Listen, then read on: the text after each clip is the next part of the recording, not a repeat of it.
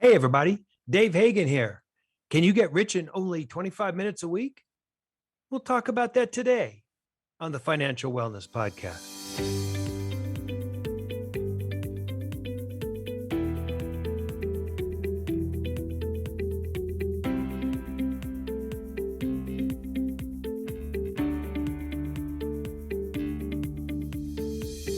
Welcome to the Financial Wellness Podcast, Dave's weekly message to keep you on your path to the financial success. Here is your host, financial problem solver and talk show host, Dave Hagan. Hello, everybody, and welcome to this week's edition of the Financial Wellness Podcast, or the TFWP, as we like to call it. You're listening to episode 504. That's season 5, episode 4. And today we're going to talk about, hey, can you get rich in only 25 minutes a week? I'm riding solo this week. The guys got the week off. And I've just got a couple things that I want to go over quickly today, and then we'll be done. So, can you get rich in only 25 minutes a week? That's the title of today's episode. And I'll be honest with you, I misnamed it, maybe made it a little more optimistic than I should have. But hey, it got you to tune in, right?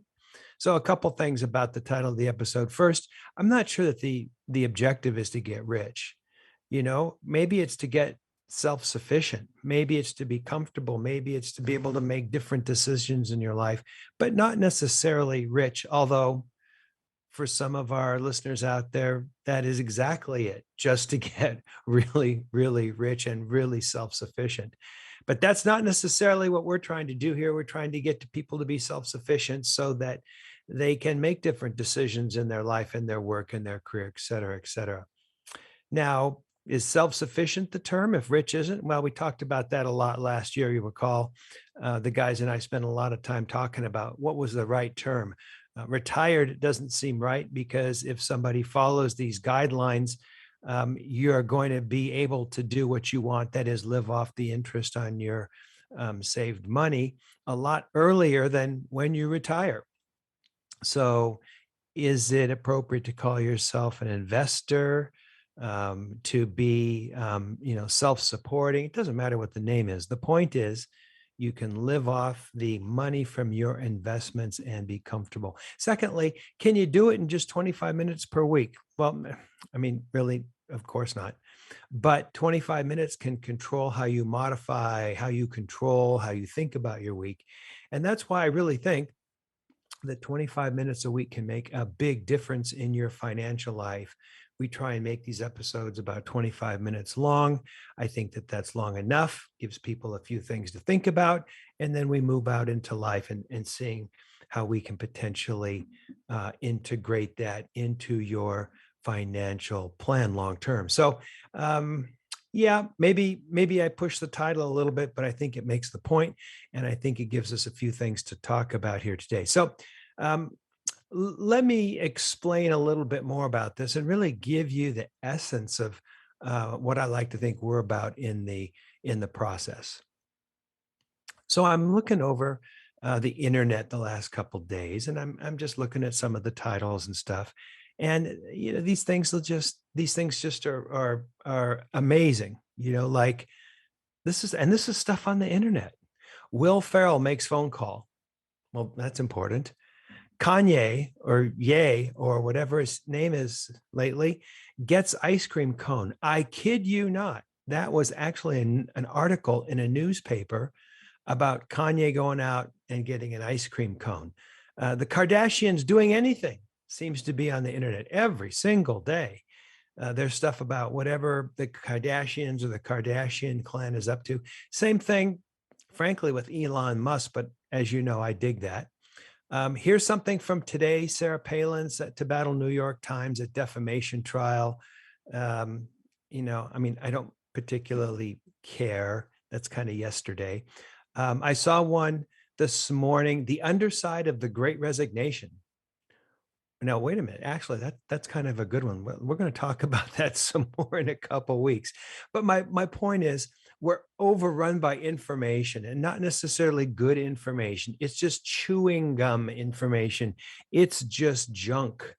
And then put on top of that all of the advertising messages that are put out there to deliberately draw us in. And then add on top of that, the people that are deliberately trying to put together, systems or programs that will deliberately draw us in and show us more of what they think we want to look at. And before you know it, you're going down the rabbit hole. We all do this, and I do this. And frankly, one of my goals this year, we talked about goals a couple of weeks ago. One of my goals this year is not to spend as much time getting pulled down these holes and looking at all these crazy videos and all these articles and stuff I really don't need, unless I've just got some time, some casual time, and I just want to chew some gum, some mental gum. But other than that, I really want to limit that.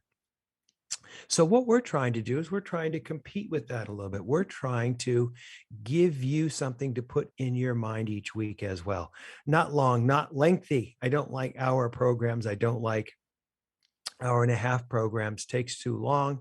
I think we're all kind of programmed by the television, and we're talking about 20, 25, 30 minutes. I think that's a good chunk that we digest, and we're used to doing that.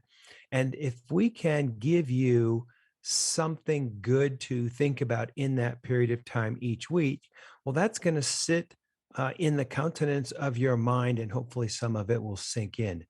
Our message is not necessarily something that a salesperson wants you to hear. Salespeople have stuff to sell you. Uh, we've got nothing to sell you. We just want to provide you with things to think about. 20, 25, 30 minutes each week. We think that can make a difference. It can make a difference. But if you listen to us, then it's up to us to make it interesting. It's up to us to give you something to think about. It's something that's up to us to make it easily digestible and interesting. And that's where I come up with the 25 minutes. After that, it's up to you all week to put together and put in place a financial plan is an all week kind of thing. But if we give you little things to think about and you put those in place during the week, then that's up to you. So now a lot of you are thinking, especially those of you that weren't with us back in the very early days of the TFWP, which is now 4 years ago. Hey, what is that message? Well, you can go back and look at episodes 1 through 5, 1 through 6. There's some really good stuff. We've talked about a lot of things along the line. Interest rate trends. We talked about COVID stuff. We talked about career planning. We talked about goals and those kinds of things. So lots of information, but really, what is the message? And I've been thinking about this over the last couple of weeks, and it's hardly even financial, although you need to relate it to your finances. Our message is have a plan. Have a plan, just that simple. Have a plan. That plan can change, it can be modified, but sit down and have a plan. I remember 4, 5, well, maybe 6 years ago, I was a guest on a radio show, and I was prepared to talk about interest rates and student loans and hiring trends and all those kinds of things, the stuff relating to credit cards. I mean, we were ready to go. And the show kind of the show host kind of caught me off guard. He says, well, what's the one thing? What's the one thing that you would say to people? And it caught me a little off guard. And about 2, 3 seconds later, I said, I think it comes down to this: have a plan, have a financial plan.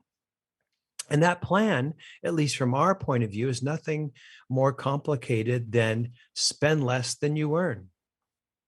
Make a plan to spend less than you earn. Now, a lot of financial awareness, a lot of personal finance sites talk about ways to save money, all the ways that you can save money. And they start in on the, don't drink as many lattes and And yeah, that's nice. That's a small part of it, but that's not the main thrust of what we talk about. Our main thrust is have a plan, figure out where you want to be, and then put together a plan to get there. I think that's empowering. Remember last year we said that the theme of the year was, hey, this is more about your heart than your head. You can get all sorts of information about financial planning. You can pay someone, you can rely on friends and relatives to be, good guides for you. But unless you're psyched about it, unless you're on fire about it, unless it's sitting in your heart, you probably aren't going to get it done because that's just hard to do. So have a plan. And the main thrust of that plan is spend less than you earn. And then the second part of that is do something purposeful with the money that falls into that gap. Retire debt, create an emergency fund. We've talked about this. Look at different types of retirement funds. And by funds that are retirement funds, I mean, yes, money that you can draw on when you retire, but maybe money that you could draw on sooner than you retire. Looking at the taxability of those different types of devices, how you can get to it, how you can make it grow, how you can potentially make it grow with a minimum amount of tax, if at all possible. So after retirement, we looked at the two add-on things, housing and education, really how to become financially independent. So you can arrive at a place where you can get up in the morning and go, do I really want to go to work? I don't have to go to work, but I choose to go to work because I've chosen to do something that's exciting. I've chosen to do something that's lucrative. I've chosen to do something that I think, to quote Steve Jobs, is going to make a dent in the universe. So that's really the plan. That's really what we want people to think about. And then every week we try and discuss a different aspect of this very simple plan. And we throw in some interesting tidbits along the way. I think one of the most important things that we've talked about over the last 4 years, something I never really realized until recently, really, is that at 10%, money doubles every 7 years, or at 7%, money doubles every 10 years. We've also talked about different types of savings and retirement plans. I've talked about that, but to think of the magic of compound interest. Remember who it was that called compound interest a miracle? It was Albert Einstein, a pretty bright individual. So we just throw in some of those things along the way. Hopefully they stick like little pieces of gold, on your psyche, and you think about that, and you start to develop something in terms of a long-term plan. And bear in mind, we've got nothing to sell you, that we just want to give you stuff to think about. There are other personal finance sites, financial wellness sites that are selling you things, charts and access to people and all sorts of books and CDs. We got nothing to sell you, nothing. We just want you to think about this message. We want you to turn it around and put it into a good place for you. Now, certainly there's people out there that can do this stuff for you. An accountant, family friend. In an upcoming episode, we're going to talk about certified financial planners.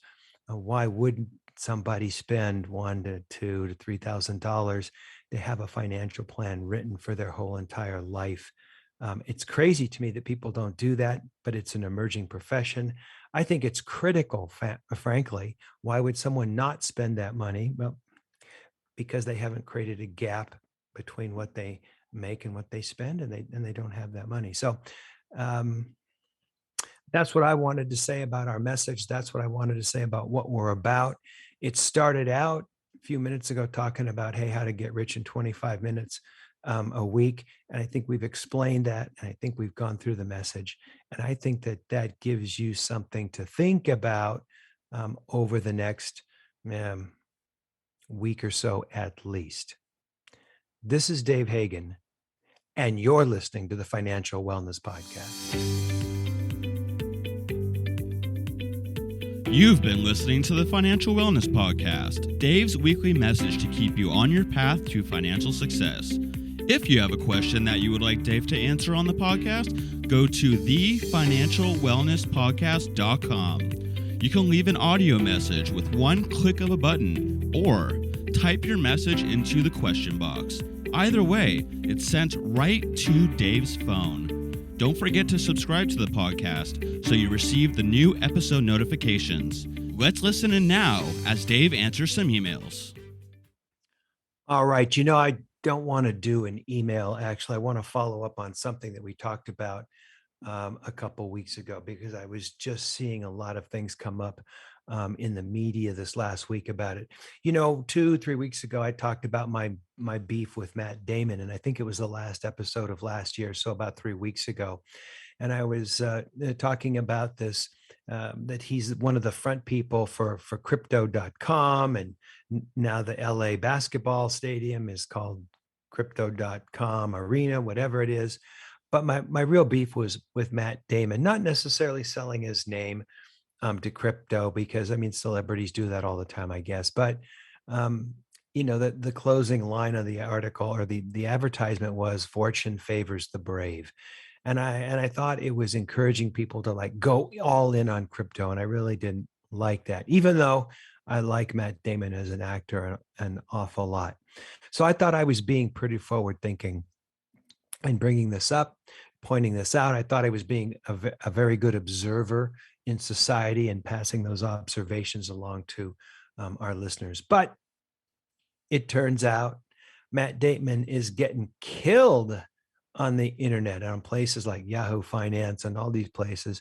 They are just annihilating him for this advertisement. So here I thought I was leading edge, and people were maybe only a week or two behind me. So I thought that was fascinating. I thought that you might find that interesting. You may recall, I'm not a big fan of crypto. I've argued with the guys about this at length. I've said all along I wouldn't do it because I don't understand it. And if I don't understand something, I shouldn't invest in it. At best, most financial people are saying it should be a small piece and on the leading edge of risk on your portfolio. Um, so I'm not really a fan. In fact, I saw a commercial just this morning, and it was a guy sitting in his office, and he looks at his phone and he yells, "I'm rich," and everybody's partying around him. And then he looks at his phone again because he's investing in crypto, right? And he goes, "I'm poor." And he goes back to his job and picks up and starts shuffling all the paper. And then he looks at his phone again, and he goes, "I'm rich." And people start getting dressed to go to the tropics and party with him. And then he looks at it again, he goes, "I'm poor." And I thought, what an interesting commentary on investing in crypto. Now, this was an ad for TurboTax, I think, and they're going, "Well, hey, if you're up or down, whatever, we can help you with your tax return."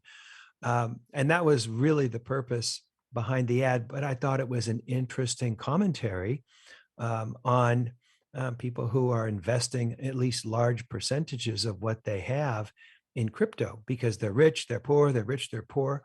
And a solid long-term investment strategy should not be that. And now I read this week that Kim Kardashian and Floyd Mayweather and the boxer, and Paul Pierce, the basketball player, retired basketball player, have got drug into a lawsuit out here in Cali. And the lawsuit saying that they were using their fame to promote or pump something called Ethereum Max. And there's people that aren't happy about that.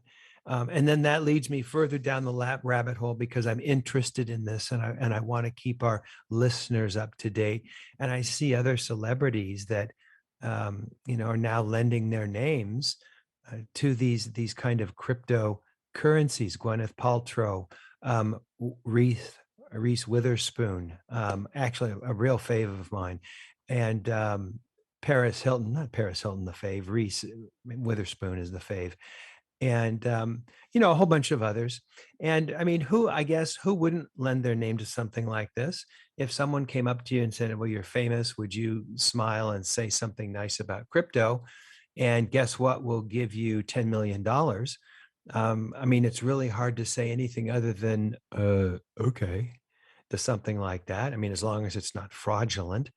Um, and that's why my beef with Damon was something more, because he wasn't just being the face of it. He was encouraging people to go all in with what he was saying. So that's kind of an update on a recent or a series of recent developments on crypto. I'm not saying it's bad. I'm just saying I wouldn't do it. I wouldn't advise it. And even if I would advise it, I would advise it on an extremely small level, and it would be on the leading edge of the risk part of your portfolio. And frankly, there's far better things that you can do, especially if you have time as one of the elements in your or portfolio or where you're at financially. There's a lot better things that you can do than jumping into these high risk investments. So I think that's going to be a wrap. We started out today talking about, hey, can you get rich in only 25 minutes a week? And while that might be a bit of a stretch, it underscored some of the things that we've been talking about. And we talked about what our message is that we're trying to get across. I think it's important to revisit that because we are now starting our 5th year, and we were talking about why we were doing this quite a long time ago. So we also included a little follow-up on the whole crypto thing.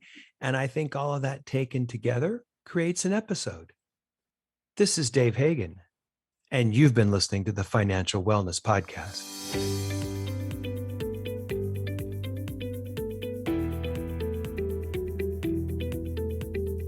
You've been listening to the Financial Wellness Podcast, Dave's weekly message to keep you on your path to financial success.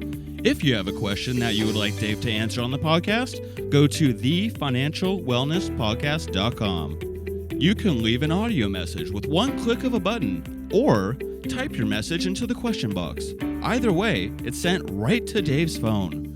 Remember, Dave will randomly draw from the submitted questions and pick the winner of a free 1-hour personal conversation with Dave to help you achieve your financial goals. Don't forget to subscribe to the podcast so you receive the new episode notifications, or share the podcast via the app with your family and friends. This is your announcer, Nick Appel, wishing you every financial success.